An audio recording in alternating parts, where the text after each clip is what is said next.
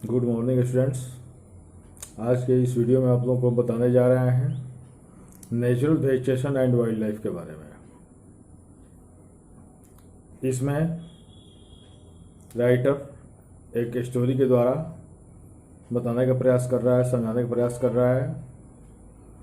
इस स्टोरी के द्वारा इस स्टोरी में बताया गया है कि कुछ स्कूल के बच्चे कहीं गए हैं घूमने के लिए, एग्जीबिशन में घूमने के लिए गए हैं और वह हैंडीक्राफ्ट एग्जीबिशन है।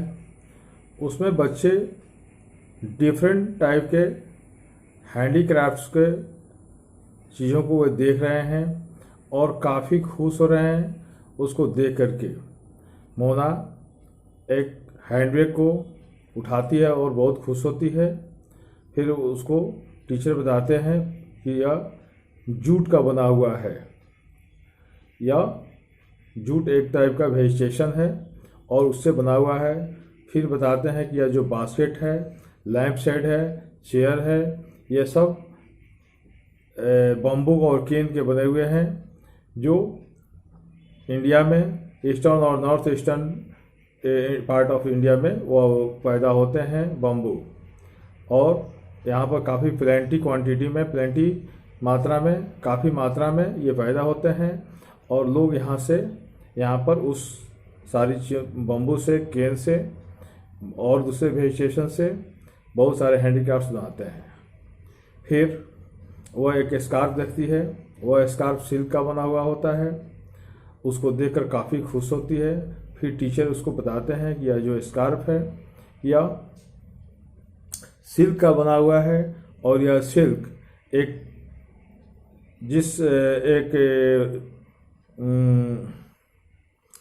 वर्ब से बनता है, जो वर्ब्स मलबरी ट्रीज पर पैदा होते हैं। और टीचर फिर उसको समझाते हैं। यानी ये यहाँ पर बच्चों को ये बताने का प्रयास किया जा रहा है कि प्लांट्स जो है वह हम लोगों को different types of products provide कराते हैं और जिसका हमें डे बाई डे लाइफ में, डे टू डे लाइफ में उसका यूज है।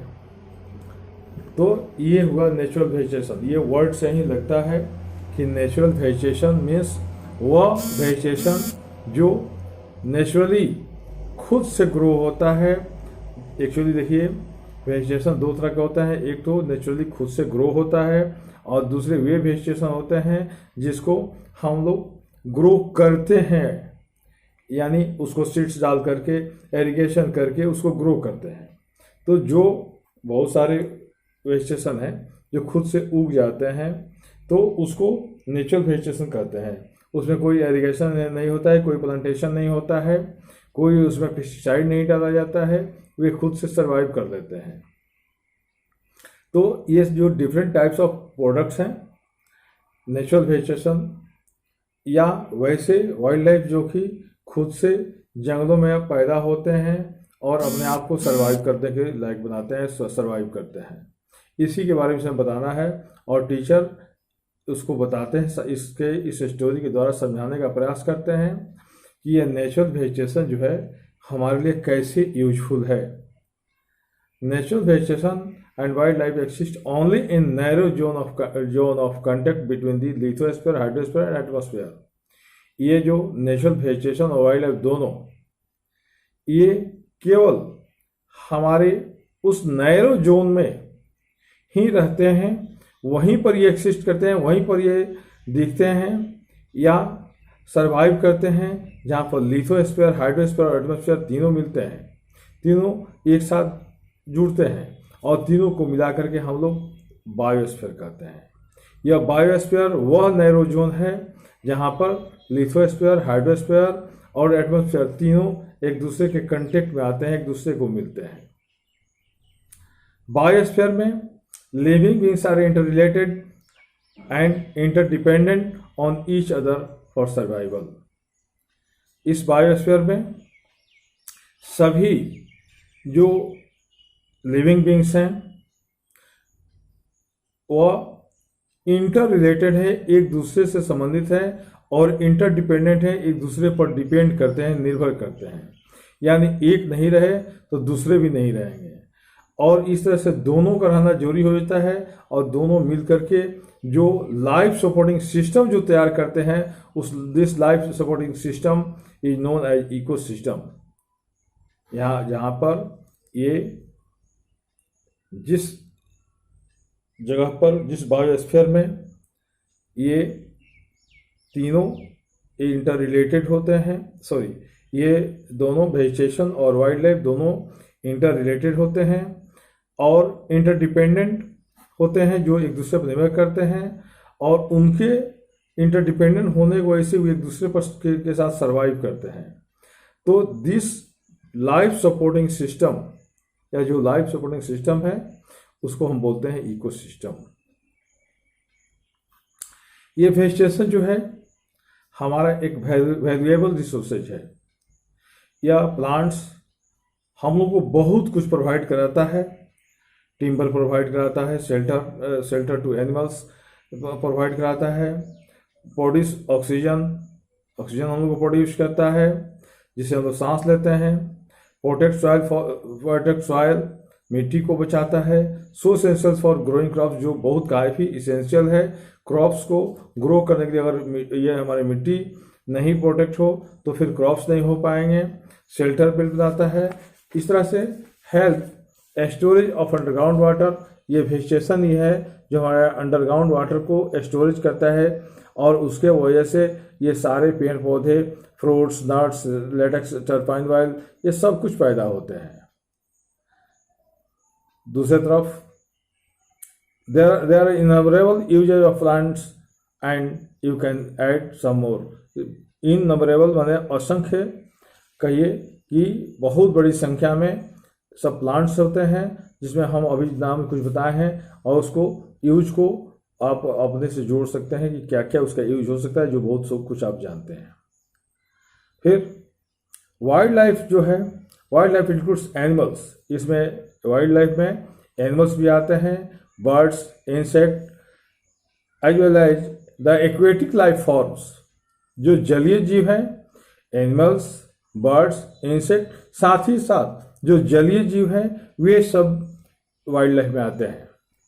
दे प्रोवाइड अस मिल्क, इनसे हम लोगों को मिल्क, मीट, हाइड, वूल, इनसे हम लोग को ये सारी चीज़ें मिलती है।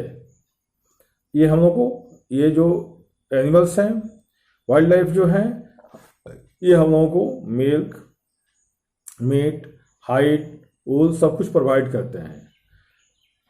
इंसेक्ट जो हॉनी प्रोवाइड करता है, जैसे बी, आप देखे होंगे, बी भी एक इंसेक्ट है, वो हम लोग को हॉनी प्रोवाइड करता है। फ्लावर्स का पोलिनेशन में वो हेल्प करता है, उसमें उसका बहुत बड़ा रोल होता है। साथ ही साथ ये जो वाइल्ड लाइफ है डिकम्पोजर का भी काम करता है, जो हमारे इकोसिस्टम के लिए जरूरी है। Birds feed on insects and act as decomposer as well.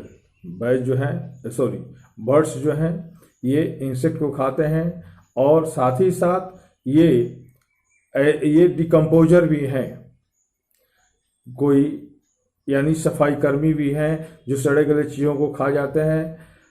Vulture due to its ability to feed on dead life stock, vulture जो एक तरह का बर्ड है, या डेड लाइफ स्टॉक को, मरे हुए पशुओं को ये खाते हैं। इस तरह से इसको कह सकते हैं कि ये स्कैवेंजर है, सफाई कर्मी है, और यह बहुत बड़ा सफाई कर्मी है हमारे इन्वायरमेंट का। एनिमल्स बिग और small all are integral to maintaining balance in ecosystem. इस तरह से छोटे जानवर, छोटी चिड़िया, बड़ी चिड़िया, छोटे जानवर, बड़े जानवर, सभी के सभी ये हमारे इकोसिस्टम को बैलेंस करने में बहुत बड़े इनका रोल होता है। अब आपको बता दें कि आज शायद आप नहीं जानते होंगे कि हमारे यहाँ वल्चर बहुत कम दिखते हैं। उसका सबसे बड़ा कारण ये है कि दवा में एक डिक्लोफेनिक सोडियम दवा होता है, जो दर्द का दवा होता है, पेन किलर मेडिसिन है, डिक्लोफेनिक सोडियम। और उस डिक्लोफेनिक सोडियम का यूज जानवरों में बहुत ज़्यादा धड़ल्ले से हो रहा था, और उसके धड़ल्ले से यूज होने की वजह से जो जानवर मरते थे उनके बॉडी में जो पॉइजन रह जाता था, उस पॉइजन मरे हुए जानवर को जो वल्चर खा जाते थे, वे वल्चर उसके वजह से वे भी मर जाते थे। तो यही बहुत बड़ा कारण है कि आज वल्चर हमारे यहाँ से खत्म होने के कगार पर हैं या नहीं दिख रहे हैं, इसलिए उनके पास उसको मेंटेन करने की कैपेसिटी नहीं होती है। इस तरह से हम समझ पाए कि ये वाइल्ड लाइफ और जो नेचुरल वेजिटेशन है यह हमारे लिए बहुत ही यूजफुल है और इसको हम इग्नोर नहीं कर सकते हैं। हमारे इकोसिस्टम को ये बैलेंस करने के लिए बहुत ज़रूरी है। आप लोगों को जिसे याद होगा, हम लाइव क्लास में बता चुके हैं कि चाइना एक बार अपने देश में वहाँ के फसलों को सुरक्षित रखने के लिए बहुत सारे बर्ड्स को मार दिया और वे बर्ड्स मर गए। तो उस समय फसल तो सुरक्षित हो गया, लेकिन वे बर्ड्स जो थे ये टिड्डी को बैलेंस करने के लिए वे होते थे और उनके मर जाने की वजह से टिड्डियों की संख्या काफ़ी बढ़ गई, जो आज चाइना और कंट्री और वर्ल्ड के बहुत सारे कंट्री उससे प्रभावित हैं। आपका इंडिया में भी बहुत सारे टिड्डियों का आक्रमण हो रहा है, यह इकोसिस्टम के डिस्टर्ब होने से ही, इसलिए कि वह सभी एक दूसरे पर इंटरडिपेंडेंट थे।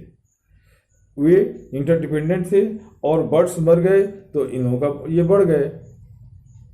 तो इस तरह से किसी एक जीव को, किसी एक एनिमल को, किसी एक बर्ड को, किसी एक लिविंग बींग्स को अगर आप मारते हैं तो हमारा इकोसिस्टम डिस्टर्ब होगा और इकोसिस्टम डिस्टर्ब करके किसी और को डिस्टर्ब करेगा।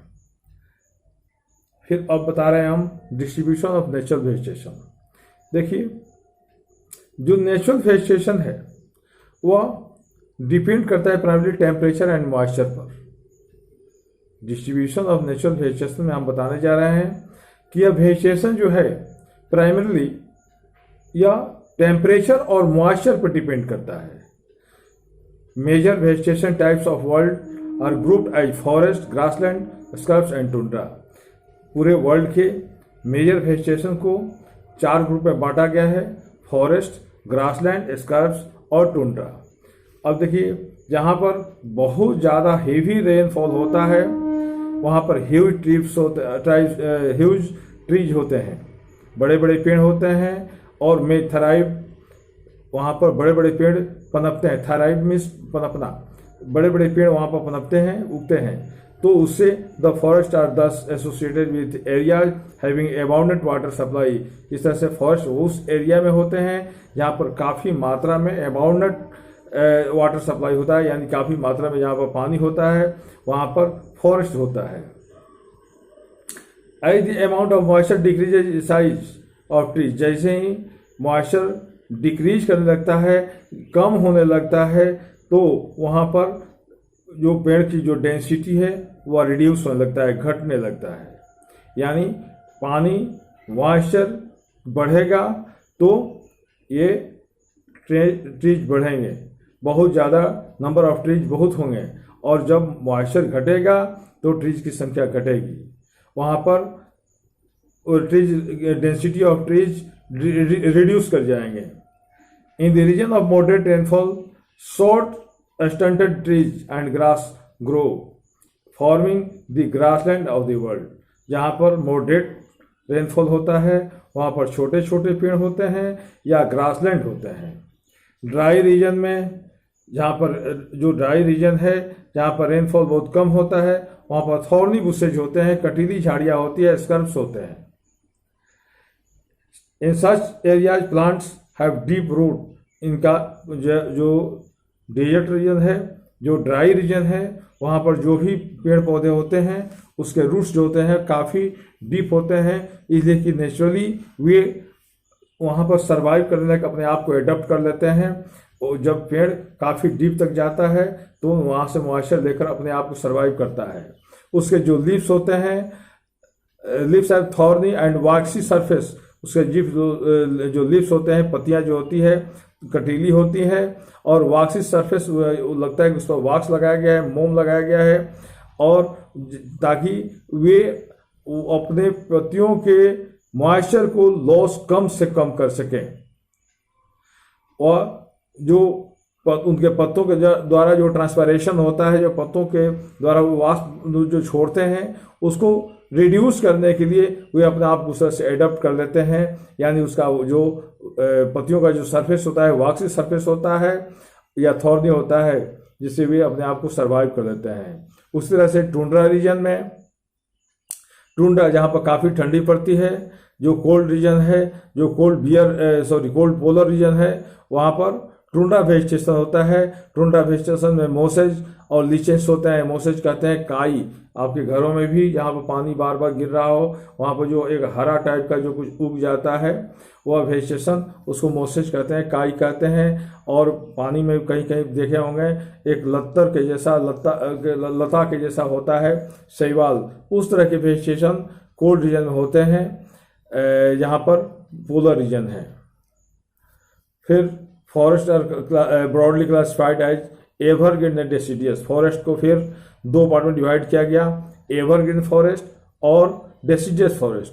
एवरग्रीन फॉरेस्ट वह फॉरेस्ट है जो बराबर सालों भर हरा रहता है, जिसकी पत्तियां कभी नहीं गिरती है। और डेसिडियस फॉरेस्ट वह है जिसकी पत्तियां साल में एक बार जरूर गिर जाती हैं और फिर नए पत्ते उगते हैं। एक्चुअली जब मौसम ड्राई होने लगता है तो उस समय वे पेड़ अपने आप को सरवाइव करने के लिए अपने पुराने पत्तों को छोड़ देते हैं, गिरा देते हैं। तो इस तरह से पहले हम फॉरेस्ट को दो पार्ट में डिवाइड किए, फिर एवरग्रीन फॉरेस्ट और डेसिडियस फॉरेस्ट के रूप में।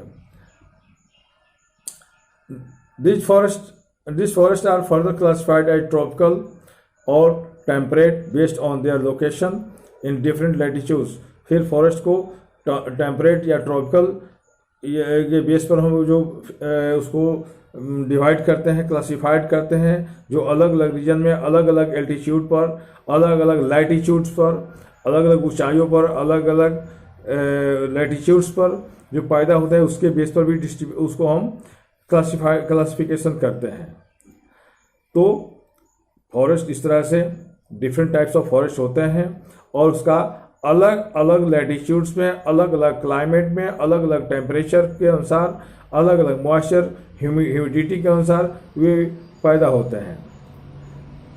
Today there are many more people in the world than there were 2 centuries back. To feed the growing numbers large area of forest have been cleared to grow crops. आज पूरे world में बहुत बड़ी rapidly, बहुत तेज़ी से हमारी जो पॉपुलेशन बढ़ रहा है, उस पॉपुलेशन को फीड करने के लिए, खिलाने के लिए क्रॉप्स की आवश्यकता है। और उस क्रॉप्स को उगाने के लिए जो हमारा जो फॉरेस्ट लैंड था उसको क्लियर करके उस पर क्रॉप्स उगाए जा रहे हैं। Forest cover all over the world increasing rapidly. वह जो फॉरेस्ट जो पूरे वर्ल्ड में जो कवर कर रहे थे, बहुत ज़्यादा एरिया में थे, वे अब वैनिश कर रहे हैं, खत्म होते जा रहे हैं। There is an urgent need to conserve this valuable resources. इसलिए सबसे ज़्यादा आवश्यकता है, बहुत ज़्यादा आवश्यकता है इस वैल्यूएबल रिसोर्सेज को कंजर्व करने की, नहीं तो हमारा पूरा इकोसिस्टम डिस्टर्ब हो जाएगा। जो हमारे इकोसिस्टम के लिए जो पशु हैं उनके रहने का जगह खत्म हो जाएगा, जो एक दूसरे पर इंटरडिपेंडेंट है उनका भोजन खत्म हो जाएगा। इस तरह से हमारा इकोसिस्टम डिस्टर्ब होगा और पूरा अर्थ हम खतरे में पड़ जाएगा। इस तरह से हम ये कह सकते हैं कि इस वाइल्ड लाइफ और वेजिटेशन दोनों को कंजर्व करने की आवश्यकता है। Thank you. फिर नेक्स्ट क्लास में आपको बताएंगे हम conservation of natural vegetation and behaviour.